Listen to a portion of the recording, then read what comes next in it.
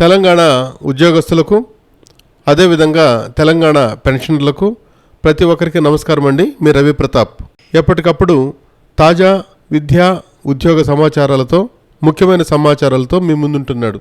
ప్రస్తుతము మనమందరము అర్థం చేసుకోవాల్సిన విషయం ఏంటంటే ఎంప్లాయీ హెల్త్ కార్డ్స్ అనే టాపిక్ నడుస్తుంది మనకిప్పుడు. ఆరోగ్యము అనేది మనకు చాలా చాలా ముఖ్యం. ఆరోగ్యం ఉంటేనే మనము ఏ పనైనా చేయగలము, దేన్నైనా సాధించగలము, ఎవరితోనైనా సంతోషంగా ఉండగలం. మనకు ప్రభుత్వం ఇచ్చిన ఆరోగ్య కార్డుల గురించి పూర్తి వివరాలు మీకు అందచేయాలని చెప్పేసి తపనతో నేనున్నాను. అందువల్ల ఈరోజు మరి ఒక సరికొత్త వీడియోతో వచ్చాను. ఈ వీడియోలో నేనేం చెప్పబోతున్నానంటే, నిన్న మధ్యాహ్నము మనకు ఒక మంచి పోర్టల్ అందుబాటులోకి వచ్చింది. ఆ పోర్టల్ ఏంటంటే NEHS పోర్టల్ అంటాం. NEHS పోర్టల్ అంటే ఏంటంటే new employees health scheme portal, కొత్త పోర్టల్ అన్నమాట. ఈ పోర్టల్లో ఉన్న సమాచారం మీకు అందించాలనేదే నా యొక్క ఆశయం. అంటే ఏదో పోర్టల్ ఓపెన్ చేశారు, ఏదో మనం కార్డ్స్ డౌన్లోడ్ చేసుకున్నాం అని కాకుండా ఈ పోర్టల్లో ఇంత సమాచారం ఉందా అనేది ఒక్కసారి మీ అందరికీ తెలియాలి. ఫస్ట్ మళ్ళీ తిరిగి మనం ఏం చేస్తామంటే చూడండి, ఒక పోర్టల్ ఓపెన్ చేసుకుంటాం. పోర్టల్ ఓపెన్ చేసుకునే విధానం మీకు ఇదివరకే నేను చెప్పాను. ఇక్కడ మనము ఆల్రెడీ మనం పెట్టేసేసాం కాబట్టి HTTPS కొట్టంగానే మొత్తం ఆ యొక్క పోర్టల్ యొక్క అడ్రస్ వచ్చింది. న్యూ ఎంప్లాయీస్ హెల్త్ స్కీమ్ అంటే NEHS.telangana.gov.in/employee లాగిన్ అని చెప్పి వచ్చిందన్నమాట. ఇప్పుడు దీన్ని మనం ఎంటర్ కొట్టంగానే చూడండి, ఇది మనకు మొత్తము ఈ యొక్క టోటల్ పేజ్ మనకు ఓపెన్ అవుతుంది. దీన్నే మనం ఏమంటామంటే NEHS పోర్టల్ అని చెప్పేసి అంటాం అనమాట. NEHS పోర్టల్ అంటే ఏంటంటే దీంట్లో టోటల్గా న్యూ ఎంప్లాయీస్ హెల్త్ స్కీమ్ అని చెప్పేసి మొత్తం మనకు టోటల్గా ఈ పోర్టల్ మొత్తం కనబడుతుంటుంది అనమాట.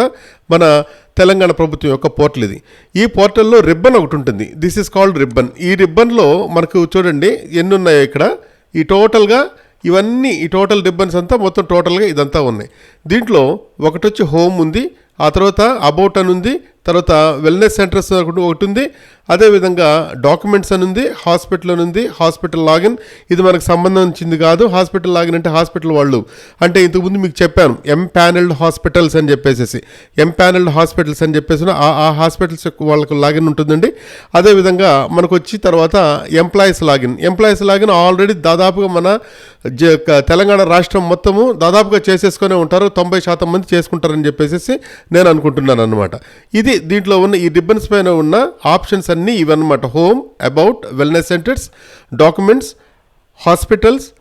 Hospital login, employee login. అర్థమైంది కదండి ఇక్కడ వరకు.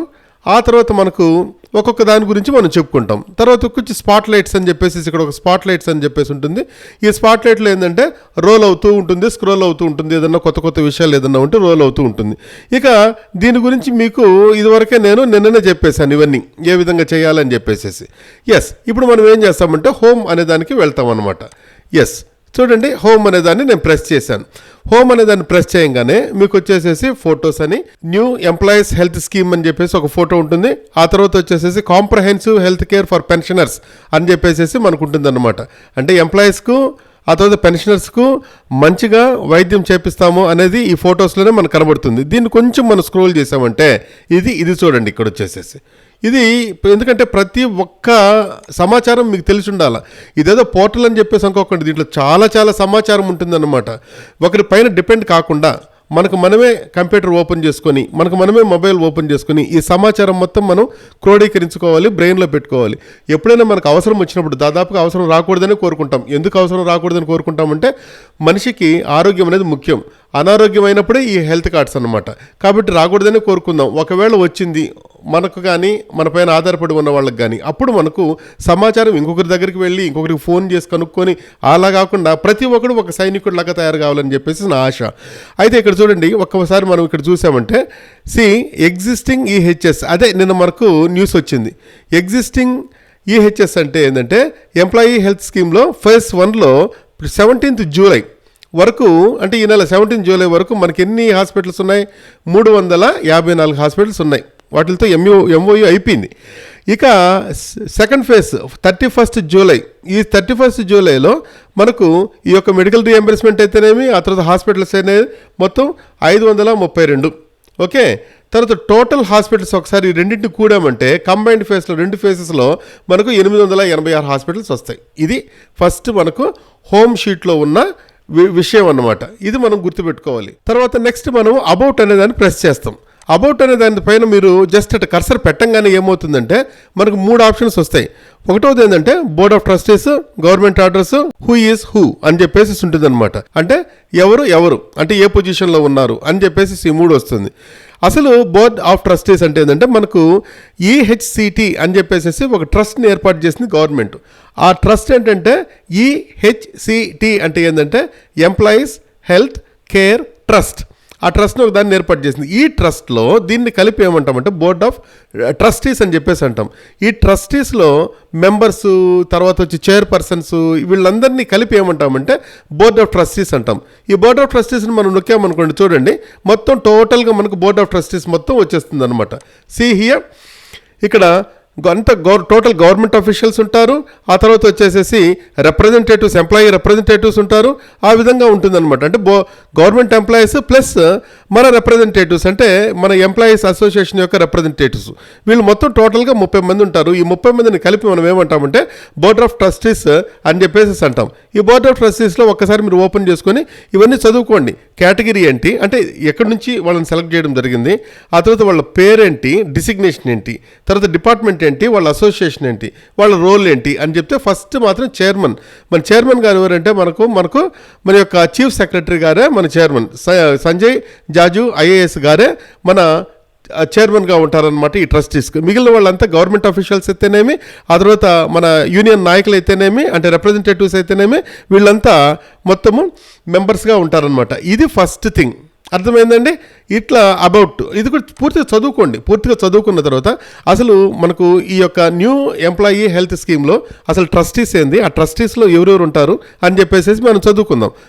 నెక్స్ట్ వచ్చేసేసి గవర్నమెంట్ ఆర్డర్స్. గవర్నమెంట్ ఆర్డర్స్లో ఇంకా దీన్ని ఇంకా అప్డేట్ చేయలేదండి. కేవలం జస్ట్ ఎక్కడి వరకు ఉంది ఇది 29/6 అక్కడి వరకే ఇచ్చారనమాట. 29/6 అంటే జియో ఏమేమి జియోలు రిలీజ్ చేశారు, ఆ తర్వాత దేనికి సంబంధించినటివి ఏంది, అడ్మినిస్ట్రేటివ్ డిపార్ట్మెంటు, తర్వాత ఎప్పుడు వచ్చింది, దాంట్లో ఉన్న సబ్జెక్ట్ ఏంటి, ఇది మనం క్లిక్ చేసేసామనుకోండి మనకేమవుతుందంటే టోటల్గా పీడిఎఫ్లో ఓపెన్ అయిపోతుంది అనమాట ఈ జియో. అయితే ఇది ఇంకా అప్డేట్ కాలేదు. 17వ తారీఖున లేటెస్ట్ జియో ఇచ్చారు. ఆ జియోస్ అన్ని దీంట్లో పొందుపరచాలి కాబట్టి ఇది ఇంకా అప్డేట్ కాలేదు. మళ్ళీ ఒకసారి దానిపైన మనం క్లిక్ చేసామంటే హూ ఈజ్ హూ అని ఉంటుంది అనమాట.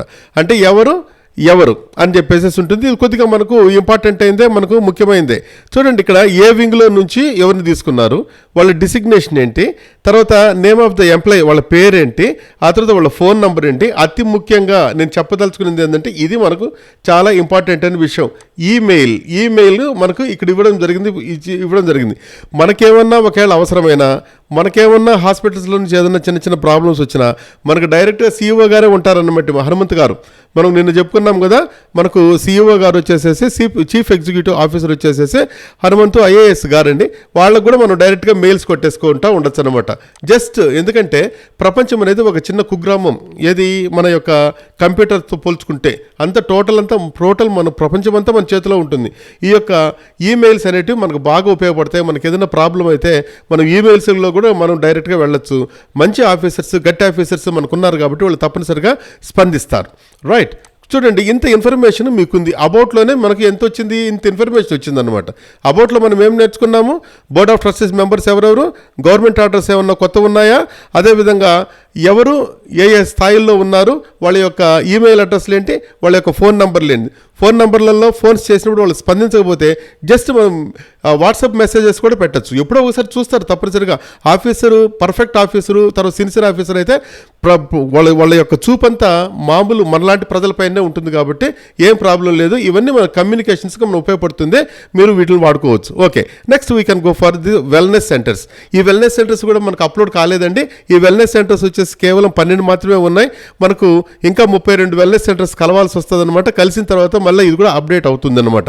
ఓకే, దీన్ని అటు పక్కన పెట్టామంటే డాక్యుమెంట్స్. మరి ఈ డాక్యుమెంట్స్ పేజీలో ఏమేమి ఉంటాయంటే first serial number, category ID, తర్వాత వచ్చి కేటగిరీ నేమ్, తర్వాత సబ్ కేటగిరీ ఐడి, తర్వాత మీకు చెప్తాను ఇవన్నీ, తర్వాత సబ్ కేటగిరీ నేమ్, తర్వాత ప్రొసీజర్ అంటే ఇదివరకే నేను ఫస్ట్ వీడియోలో మీకు చెప్పాను. ప్రొసీజర్స్ అని చెప్పేసి అన్నారు. ప్రొసీజర్ అంటే ఏంటంటే చికిత్సను ఏమంటామంటే ప్రొసీజర్. దాంట్లో చికిత్స కావచ్చు, ఆ తర్వాత వచ్చేసేసి అవి ఆపరేషన్స్ కావచ్చు, అవి ప్రొసీజర్. దానికి ఒక కోడ్ అనమాట. ఈ కోడ్స్ పైన మొత్తం టోటల్గా నడుస్తుందండి మనకు వైద్యము. ఆ తర్వాత ప్రొసీజర్ నేమ్. ఈ ప్రొసీజర్స్ దాదాపుగా 1816. ఈ ప్రొసీజర్స్ అన్నింటినీ మనం చూసుకోవచ్చు. అయితే ఇక్కడ చూడండి, ఈ ఏరియాలో ఒకసారి నేను రౌండ్ చేసి చూపిస్తాను మీకు. ఈ ఏరియాలో ఒకసారి చూడండి. ఈ ఏరియాలో మనకు ఏంటంటే షో అని ఉంటుందన్నమాట. ఈ షో అనే దగ్గర ఏం చేస్తామంటే ఒక్కొక్క పేజీకి ఎన్ని చూపించాలని చెప్పేసి 10 చూసుకున్నాం అనుకోండి, చాలా కష్టం. 182 పేజీలు ఉంటుంది. అందువల్ల దీన్ని 50కి పెట్టుకోండి.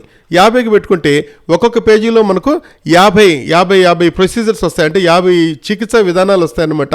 వాటి యొక్క టోటల్ కేటగిరీస్ వస్తాయన్నమాట. ఇక్కడ మనం ఒకసారి చూసామంటే కేటగిరీ నేమ్ అంటే ఏంటంటే అది ఏ కేటగిరీలో, ఫర్ ఎగ్జాంపుల్ కార్డియోవస్కులర్ అని ఉంది, అంటే గుండెకి సంబంధించింది అనమాట. ఆ విధంగా అన్నీ వస్తూ ఉంటాయి అన్నమాట. అవి దీంట్లో ఏ ప్రాబ్లంలో మనకు ఏ ప్రాబ్లం కావాలని చెప్పేసి ఈ కేటగిరీ నెంబర్స్ మనం చూసుకోవచ్చు. ఈ విధంగా చూడండి, ఒక్కొక్క పేజీలో మనకు 50 వస్తాయన్నమాట. ఒక్కొక్క ప్రాబ్లం ఉన్నట్టు. కార్డియాలజీ ప్రాబ్లం ఫర్ ఎగ్జాంపుల్ 50 చూడండి, అది వచ్చేసేసి కార్డియాలజీలో మళ్ళీ ఏంది ప్రొసీజరు, ఇది చికిత్స, అంటే ఎక్కడ ప్రాబ్లం వచ్చిందని చెప్పేసి. ఆ విధంగా ఒక నెక్స్ట్ నొక్కండి. కింద నెక్స్ట్ నొక్కితేనే ఇంకొక 50 వస్తాయన్నమాట. ఇక్కడ చూడండి, కింద మనకు ప్రీవియస్ పేజ్, ఆ తర్వాత నెక్స్ట్ పేజ్ అని ఉంటుంది. మనకు మొత్తం 37 ఉంటాయి. ఎందుకంటే 50 పెట్టుకున్నాం కాబట్టి 37. అదే 10 పెట్టుకున్నామంటే 182 పేజీలు వస్తాయన్నమాట. ఇప్పుడు చూడండి, ఈ విధంగా అన్ని తీసుకున్నాం అనుకోండి. సర్జికల్ ఆంకాలజీ అంటే ఇవన్నీ ఇట్లన్నీ అన్స్పెసిఫైడ్, ఈ విధంగా బర్నింగ్ కేసెస్, ఇవన్నీ మనకి ఏంటంటే ప్రొసీజర్స్ అనమాట. ఈ ప్రొసీజర్స్లో ఏ ప్రాబ్లం వచ్చినా కానీ ఈ యొక్క కోడ్ నంబర్లు, ఐడీలు అంతా మనకి ఏ విధంగా ఐడీలు ఉంటాయో అదే విధంగా జబ్బులకు ఒక ఐడి ఉంటుందన్నమాట. కేటగిరీ ఐడి వేరే ఉంటుంది, ప్రొసీజర్ ఐడి వేరే ఉంటుందన్నమాట. అవన్నీ నేను ఎందుకు చెప్తున్నానంటే అవన్నీ మీకు టైం ఉన్నప్పుడు చక్కగా ఒక గ్లాన్స్ వేసుకోండి. మొత్తం ఈ పేజ్ అంతా, ఈ పేజీలో ఇంత సమాచారం ఉంటుందని చెప్పేసి మీకే ఆశ్చర్యం అవుతుందన్నమాట. కాబట్టి ప్రొసీజర్స్ ప్రస్తుతానికైతే 1816 ఉన్నాయిలే, కానీ దీంట్లో ఇంకా చాలా కలవాల్సినట్టు ఉన్నాయి. అవి అప్డేట్ అయిన తర్వాత ఈ ప్రొసీజర్స్ కూడా వస్తాయి. మీరు ఇట్లా కొడతా ఉంటే నెక్స్ట్ కొడతా ఉంటే చూడండి, అన్నీ టోటల్గా ఇట్లా 37 కొట్టామనుకోండి, టోటల్గా చేస్తూ ఉంటే ఇది చూడండి, పెడియాట్రిక్ సర్జరీ, ఏదైనా చిన్నపిల్లలకి ఏదైనా ప్రాబ్లంగా ఉంటే కూడా మనము ఇప్పుడు కొత్తగా టీచర్లు ఉంటారు, లేకపోతే ఇంకెవరైనా ఉంటారు వాటిపైన ఆధారపడిన వాళ్ళు, పెడియాట్రిక్ ప్రాబ్లం వచ్చిందనుకోండి, ఈ స్టేజ్లో ఉంటుంది, మనం చూసుకోవచ్చు అనమాట. అసలు ఎన్నో నంబర్, సీరియల్ నెంబర్ ఎంత ప్రొసీజర్స్లో, ఆ తర్వాత దానికి కోడ్ ఎంత, తర్వాత ఏం జరిగింది అంటే ఏ డిపార్ట్మెంట్లో ఉంది, ఇవన్నీ మనం చూసుకోవచ్చు అనమాట. ఈ ప్రొసీజరల్ కోడ్స్ మనం పెట్టుకున్నామంటే మనకు చాలా ఈజీగా ఉంటుంది అనమాట. ఇప్పుడు మీకు లాస్ట్ నెంబర్ కూడా చూపిస్తాను, కొంచెం వెయిట్ చేయండి.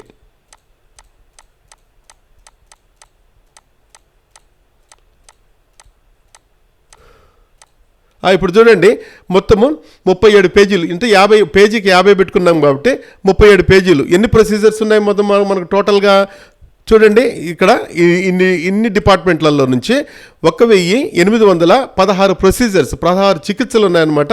ఈ చికిత్సలకు ఫర్ ఎగ్జాంపుల్ లాస్ట్ చూడండి, పల్మనాలజీ అంటే దాదాపుగా ఈ యొక్క పెన్షనర్స్కి అయితేనేమి, కొద్దిగా డస్ట్లో తిరిగే వాళ్ళకైతేనేమి తప్పనిసరిగా వచ్చే ప్రాబ్లమే పల్మనాలజీ. అటువంటి ప్రాబ్లమ్స్ వచ్చినా కానీ మనకు వైద్యం దొరుకుతుందన్నమాట.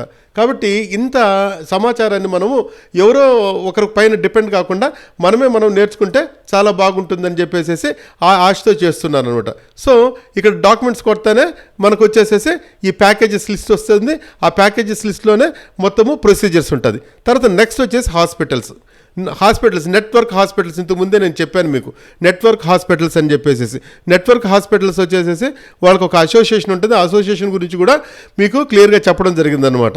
ఈ నెట్వర్క్ హాస్పిటల్స్ మనం క్లిక్ చేసామంటే చూడండి, టోటల్గా మనకు హాస్పిటల్స్ మొత్తం వస్తాయన్నమాట. మనకు నెట్వర్క్ హాస్పిటల్స్ ఎన్నని పెట్టాము, హోమ్ పేజీలో మీకు చెప్పానమాట. ఫస్ట్ ఫేజ్లో ఎన్ని వచ్చేస్తాయి, సెకండ్ ఫేజ్లో అంటే ఈ నెల 31వ తారీఖు ఎన్ని కలుస్తాయి, మొత్తం టోటల్ కలిపేసేసి 886 అని చెప్పాను. ఆ 886 హాస్పిటల్స్ ఇక్కడ ఉంటాయన్నమాట. ఈ హాస్పిటల్స్ని మీరు దీన్ని కూడా 50-50 పెట్టుకున్నాం అనుకోండి, చాలా ఈజీగా అన్ని హాస్పిటల్ని తీసుకోవచ్చు. లేదు నాకు నా జిల్లాలో ఏమేమి ఉంటాయి అని చెప్పేసి నేను హాస్పిటల్స్ లిస్ట్ ఒకసారి అనుకున్నాను అనుకోండి, అప్పుడు ఏమున్నది, డిస్ట్రిక్ట్ అనే దగ్గర పోయి క్లిక్ చేయండి. క్లిక్ చేస్తానే మీకు ఏమొస్తుందంటే, ఫర్ ఎగ్జాంపుల్ భద్రాద్రి కొత్తగూడెంకి వెళ్ళామనుకోండి, మనకు కావాల్సిన హాస్పిటల్స్ మొత్తం వచ్చేస్తాయి ఇక్కడ. ఈ టోటల్ అంటే ఈ ఆరోగ్యశ్రీ కింద ఉన్న టోటల్ హాస్పిటల్స్ మనకు ఎన్ని కనబడుతున్నాయి? 13 కనబడుతున్నాయి. 50 పెట్టని పేజీకి మనకు 13 కనబడుతున్నాయి.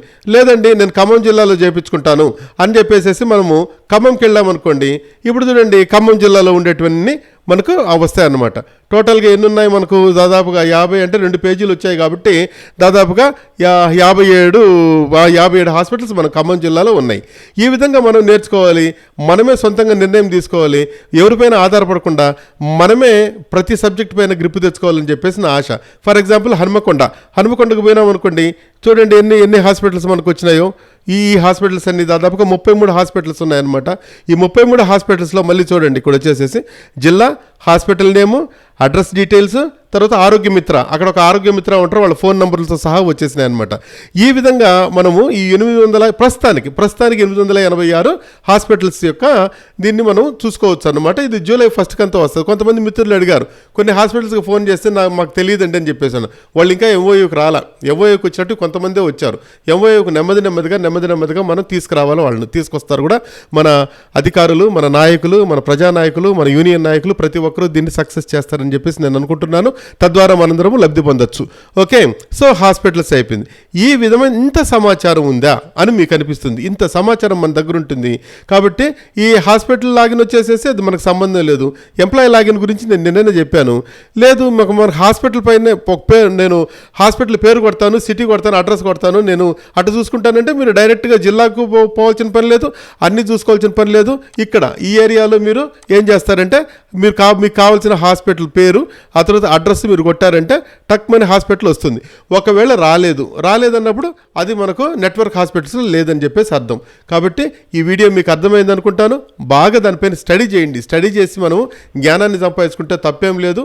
మనము ఎప్పుడన్నా సగం రాత్రుల్లో మనకు అవసరం వచ్చినా కానీ మనమే కంప్యూటర్, మొబైల్ ఓపెన్ చేసుకొని మన ఇష్టారీతిని వెళ్ళొచ్చు. ఎవరిపైన డిపెండ్ కాకుండా ఉండేదానికి ఉంటుందని చెప్పేసి నేను యొక్క వీడియో చేయడం జరిగిందండి. నా పేరు రవి ప్రతాప్ అండి. ఈ వీడియో మీకు నచ్చినట్లయితే దయచేసి సబ్స్క్రైబ్ చేయండి, షేర్ చేయండి, లైక్ చేయండి, కామెంట్ చేయండి. నా యొక్క యూట్యూబ్ ఛానల్ పేరు ఇంగ్లీష్ విత్ SDRP. దయచేసి సహకరించండి, దయచేసి ఆదరించండి. నా యూట్యూబ్ ఛానల్ను ముందుకు తీసుకెళ్ళండి. Thank you very much.